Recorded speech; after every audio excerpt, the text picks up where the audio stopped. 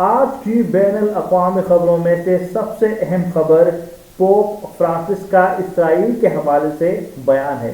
اب تک مسلم ممالک اسرائیل کے خلاف خاصا بیانات دے رہے تھے، اسرائیل پر تنقید کر رہے تھے، لیکن اب عیسائی رہنما ہے، عیسائیوں کے روحانی پیشوا پوپ فرانسس نے اسرائیل کے خلاف ایک بیان دیا ہے۔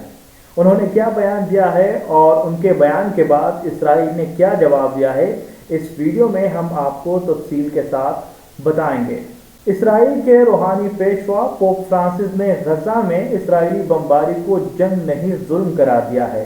غیر ملکی میڈیا کے مطابق غزہ میں اسرائیلی بمباری کے نتیجے میں جمعے کو ایک ہی خاندان کے 7 بچوں سمیت 10 افراد شہید ہو گئے تھے۔ اس حوالے سے ایک موقع پر گفتگو کرتے ہوئے پوپ فرانسس، جو کہ عیسائیوں کے روحانی پیشوا ہیں، انہوں نے کہا کہ بچوں پر بمباری کی گئی ہے، یہ ظلم ہے، یہ جنگ نہیں ہے۔ پوپ فرانسس نے کہا کہ غزہ میں جاری حملے انسانی وقار کے خلاف ہیں۔ انہوں نے خاص طور پر خواتین اور بچوں کی اموات پر گہرے دکھ کا اظہار بھی کیا ہے۔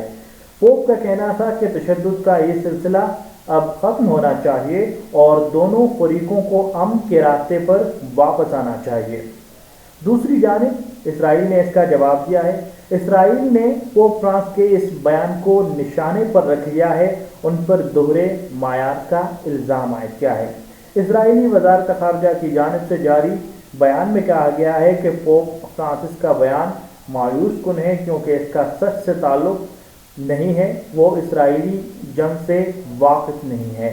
تو یہ مجموعی طور پر ایک بڑی ڈیولپمنٹ ہے انٹرنیشنل نیوز میں کہ اب مسلمانوں کے ساتھ ساتھ پوری دنیا اسرائیل کے خلاف بولنا شروع ہو گئی ہے۔ جس طریقے سے اسرائیل نے پہلے فلسطین اور اب مڈل ایسٹ کے مختلف ممالک میں تیر اندازی کی ہے، اپنے فوج اٹھا رہی ہے، تو اس حوالے سے مزید خبریں جو انٹرنیشنل خبریں ہیں وہ ہم آپ کے ساتھ روزانہ ایک ویڈیو شیئر کریں گے، تو ہمارے اس چینل کو سبسکرائب کریں۔ بہت بہت شکریہ۔